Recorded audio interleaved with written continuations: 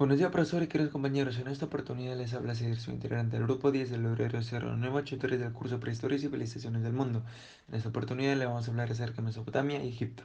Para entender estas dos civilizaciones, primero debemos comprender su localización y recursos naturales, ya que estas dos civilizaciones se desarrollaron a base de un factor en común, los ríos. Por un lado, Mesopotamia, su nombre significa tierra entre ríos. Estos ríos fueron los Éufrates y Tigris. Estos ríos permitieron el desarrollo de la agricultura y ganadería por medio de inundaciones ocasionales. Uno de los lugares principales donde se desarrolló el inicio de Mesopotamia fue el recinto fértil. Por otro lado, tenemos a Egipto. Su río principal es el Nilo, que dio a conocer tres estaciones muy marcadas: inundaciones, cultivo y almacenamiento, que se dieron en las sequías. La primera civilización de la cual vamos a explicar es Mesopotamia. Arquitectura mesopotámica. Respecto al material constructivo, se encuentra que utilizaron principalmente el barro por el tipo de suelo arcilloso y fangoso, la tierra y la caña. Utilizaron poco la piedra y la madera porque solo podía obtenerse de otras regiones. En su arquitectura resalta el sistema de muros de carga o sistema abovedado. Para su construcción utilizaban ladrillo, arcos y bóvedas. Los muros portantes no permitían ventanas, sino la luz cenital. Por otro lado, no utilizaron cimientos dado los pantanos en los terrenos. Un ejemplo del uso de este método es la puerta de Ishtar en Babilonia. El monumento mesopotámico más característico son los figurados acadios. Eran templos formados de varias torres con un santuario en el punto más alto y con escaleras adosadas como acceso. La base podía ser de forma rectangular, ovalada o cuadrada. El núcleo estaba construido de ladrillos secados al sol, mientras que la parte exterior estaba revestida de ladrillos cocidos. Tenían un fin religioso y eran considerados la morada de los dioses.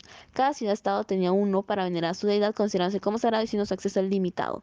Durante el periodo dinástico temprano, los figurados empezaron a ser desplazados por los palacios como los edificios más importantes. De este modo se convierten en centros comunitarios, mientras que los palacios pasan a ocupar el centro del poder, alcanzando su esplendor en el periodo acadio.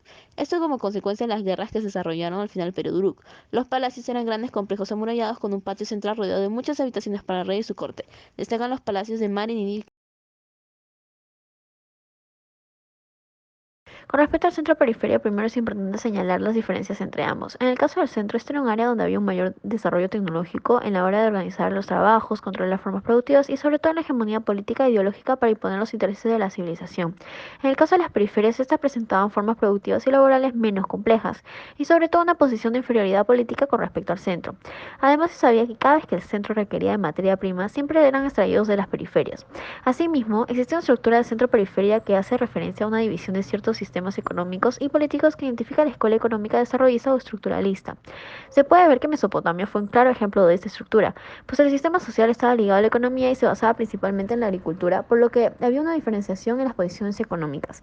También podemos ver que había una división de tierras. Primero estaba el sector estatal o público, la cual era propiedad del templo y el palacio y tenía como objetivo la producción para sustento del templo y sobre todo la gente dentro de él. Eran trabajadas por campesinos y los cuales eran remunerados con bienes como cebada, lana, etc.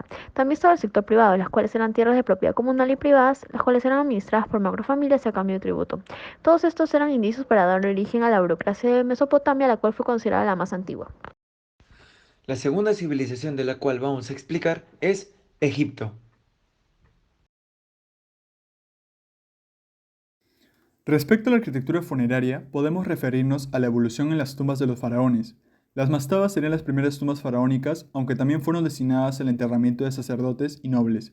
Inicialmente construidas en adobe y luego en piedra, consistían en muros inclinados decorados con dibujos de relieve en su interior. Se dividían en una superestructura con capilla, puerta falsa y cerdaf, y una subestructura con un pozo funcionario y la cámara funeraria. Se construyeron en serie en la necrópolis de Sahara. Posteriormente, impulsado por el deseo de diferenciar sus tumbas, los faraones comenzaron a construir mastabas más complejas. Así surgiría la pirámide escalonada de Sócer, del año 2650 a.C., la cual es una mastaba escalonada superpuesta, construida principalmente con piedra caliza. Más adelante, Snefru construiría una pirámide acodada en la planicie de Ashur, cuya forma romboidal se debía a la diferencia de inclinación entre los ángulos de la base y la parte superior. Fue revestida con bloques de piedra caliza. Por último, las pirámides clásicas. Nos referimos a las de Giza, entre las cuales destaca la construida por el faraón Keops, hijo de Snefru, pues tiene una altura de 147 metros. En la construcción de estas pirámides también se utilizó piedra caliza y adobe. Lo que los podría diferenciar de otras civilizaciones es que los egipcios creían en la vida después de la muerte. Precisamente, preparaban y purificaban los cuerpos de los difuntos mediante varios procesos de embalsamamiento, con el objetivo de que tengan una vida plena en el más allá. Esto se evidenció en los escritos hallados en la piedra Rosetta, los primeros monumentos y algunos restos humanos. El libro de los muertos recopila textos que se refieren al sepelio del difunto y a su nueva vida en el mundo más allá de la tumba.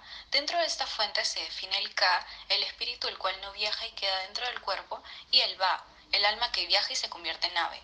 El viaje dura 12 horas de sol y 12 horas de tinieblas. Al final de este, Anubis organiza el juicio en la sala de verdades y realiza la pesada, donde el dios extraía el corazón del difunto que representa la moralidad y lo colocaba en una balanza junto a la pluma del mat del otro lado que simboliza la justicia.